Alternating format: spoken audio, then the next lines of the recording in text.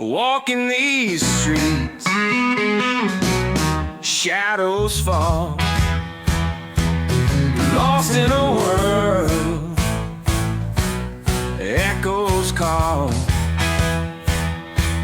searching for life, voices true, St. James Church in the heart of the blue.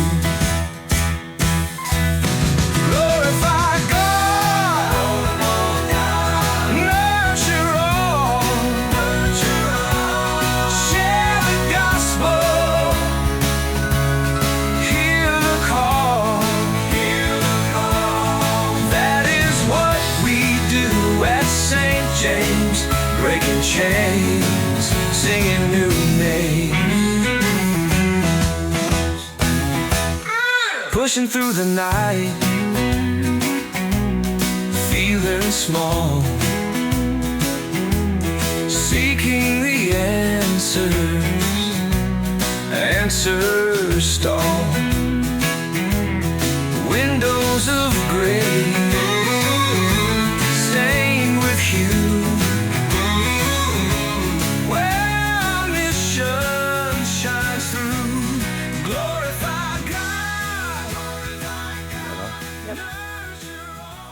All right, we'll start.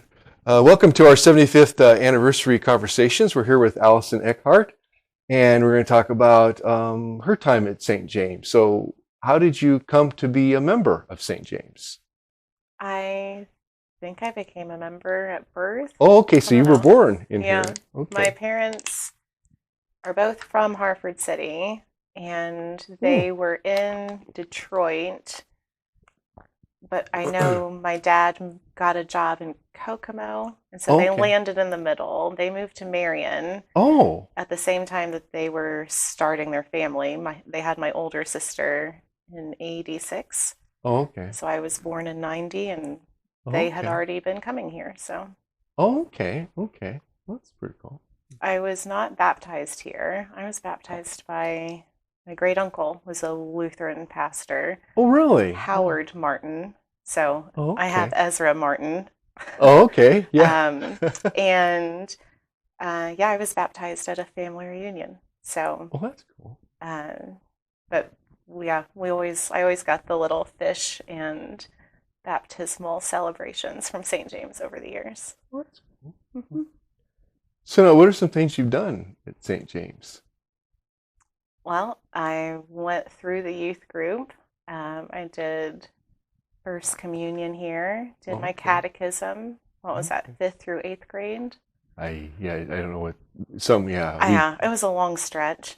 And then... And who was the pastor that confirmed you? It would have been Pastor Carlson. Oh, okay. Mm-hmm. Yep. And there were so many people who helped with confirmation. Oh, okay. I remember Doug and Natalie Sabansky were the teachers during the season where we had to memorize all the articles and creeds and their meanings and do the tests then. And they were very encouraging. Oh, okay. So, yeah. And Betty Willman helped with that, and Mike Klein, or maybe he was just Sunday school teacher. Oh, okay. And Joe Chambers over the years. So. Okay. Yeah. And then I went to IU for college. I went to University Lutheran there. Okay, the campus ministry. And I lived at the church between my sophomore and junior year. I had broken my leg. And I took summer classes, and I couldn't stay at the sorority house. So I was able to stay at that church, had a parsonage attached. Oh, wow. Where they had 2 house fellows. So I took care of the altar guild. I paid a rent. But had a lot of chores to do on the home side that was like a student center on campus, and the church side. So I learned a lot about service and why we do what we do, I guess, there at the college church. Yeah. My first big girl job out of college, I moved up to Northwest Indiana, LaPorte.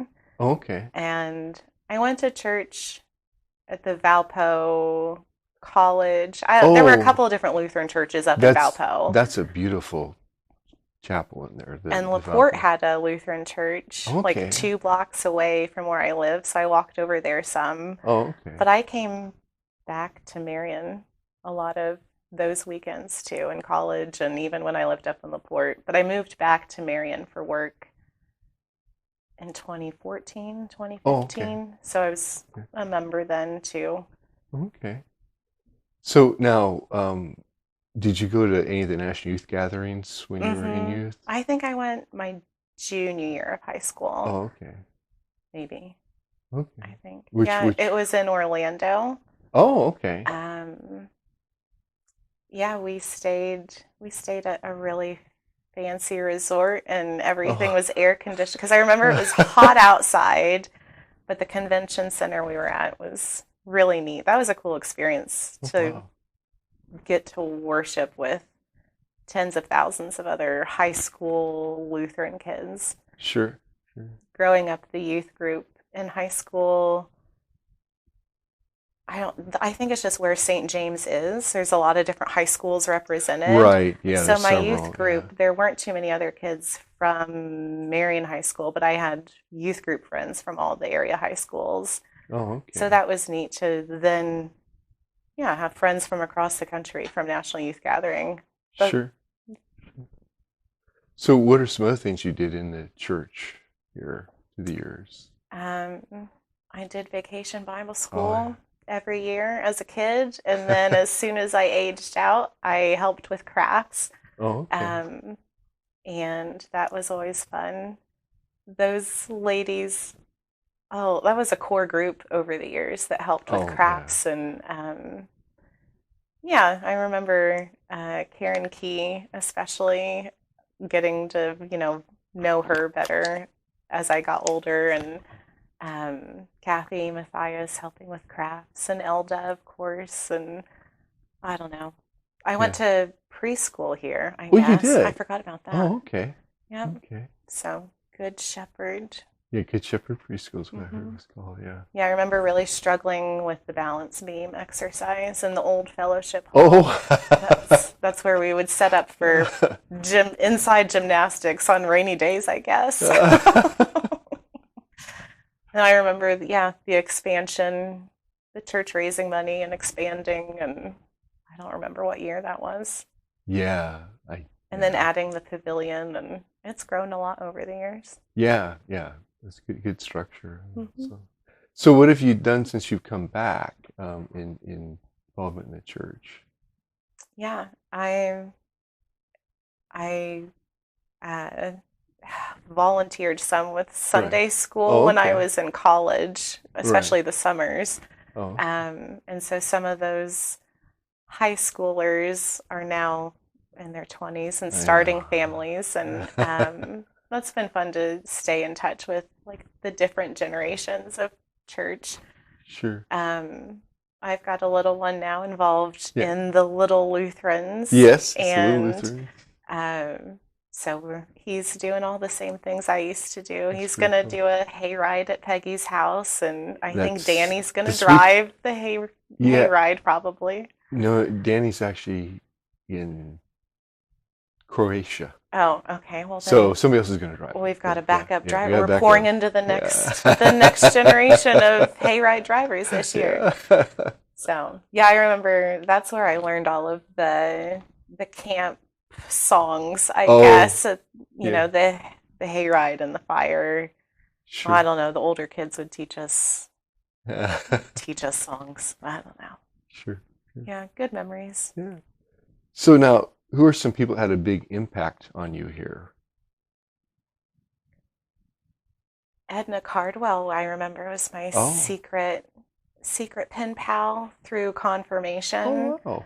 I remember getting letters and gifts of support and encouragement along the way. Oh, okay. Phil was I don't know the official title, our director of Lutheran education. Yeah, or something like And so many good memories of the youth events when I was going through it. Looking back, he was a really good planner. That's what I've heard. And Yeah. I did not appreciate at the time. We were really, he teased a lot and we teased back quite a bit.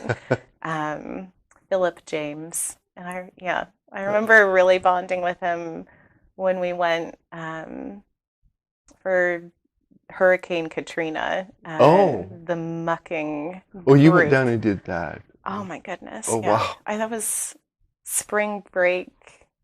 That was how I spent one of my high school spring breaks. Oh, wow. Wearing the hazmat suit, and it was 110 degrees Oh. in the humid Louisiana Oh, heat. man. Oh, yeah. So we bonded. Yeah. Made a lot of memories on that trip. Mike and Jane Klein were my guardians that week. Oh. Because I remember my mom had back surgery, and you had to have a guardian, and they couldn't go. But I signed up and I wanted to go. So, and we went to a Lutheran church in Bogalusa, Louisiana, was where Pastor Carlson started or did a vicarage there. Had never seen I think it was a blueberry farm that we helped clear that had been hit by the hurricane. Oh, wow. And we stayed at the church, and yeah, you get to know the people that you worship with a little bit better when you like live life. And sure. Yeah, that was a fun trip. I remember I even posed as it would have been Julie Klein, because Mike and Jane were my guardians. The only running water in that area was at a local Y, and they had a membership that was recognized there. And they said, well, you're our daughter for the week anyway. So so I did get to shower a little bit longer than the rest of the volunteers that didn't know that connection. So that's pretty cool. Yeah. Because a lot of the families involved with like youth group and church were really into camping and bonding outdoors in ways that maybe I didn't fully appreciate at the time. And I have learned that's another great thing about St. James. I've learned to get out of my comfort zone and do outdoorsy things. Yeah. Like bonfires and maybe not all the camps, but some of them. What are some events that stand out in your mind? I know you kind of described some, but are there any other events or funny stories or? I really appreciate that over the years we've had a lot of members with special gifts and talents and passions, and members that have brought the Seder dinner to life and gotten to, is it in Greek or Hebrew, the original? I think it must have been Hebrew. Probably in Hebrew, yeah. And so to go through what each step of the meal is and the significance behind. Oh, yeah. I forget who led that. But we did that in the fellowship hall as a church event. And yeah, that's I don't know. Yeah, there have been a lot of cool events. I've seen pictures of the murder mystery dinners. Oh, yeah, I heard and about those. Yeah. I was never a part of that season of St. James. That's something I hope maybe in the future we could bring back. Yes, people have asked for that. Yeah, so just, I don't know. Yeah, there are a lot of different passions and talents in this church. Sure. Yeah. What are some significant changes you've noticed through the years? The physical changes of the church, of physically expanding and growing, and it's been, what was this room? I don't know, over the years. I remember it was a library, wasn't it? I think this so, was where the library was. Yeah.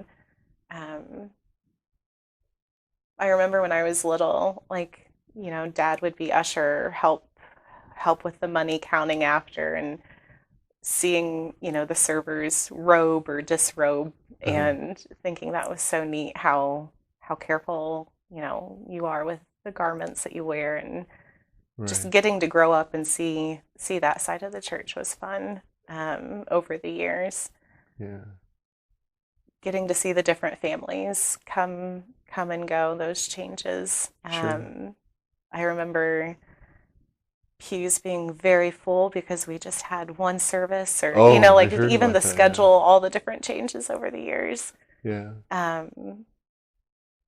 Yeah, and all the families that have spread and gone elsewhere. I don't think anyone I went to youth group. Rebecca still lives locally, Oh, okay. but I've reconnected with a few that I went to youth group with, Oh, okay. grew up with, that don't live locally, and Sure. yeah, I guess I've come and gone too. Yeah. Yeah. But yeah, we've had daycare over the years and had different programming, Yeah. I Been a guess, lot of through the different. church, and I'm glad that it's still a group that's very community focused.